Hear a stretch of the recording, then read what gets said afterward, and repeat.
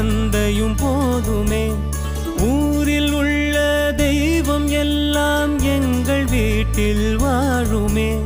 யாரும் இல்லை என்றுதான் இங்கு யாருமே இல்லை.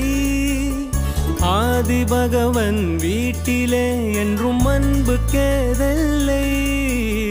100 கோவில் தேவையில்லை, தாயும் தந்தையும் போதுமே.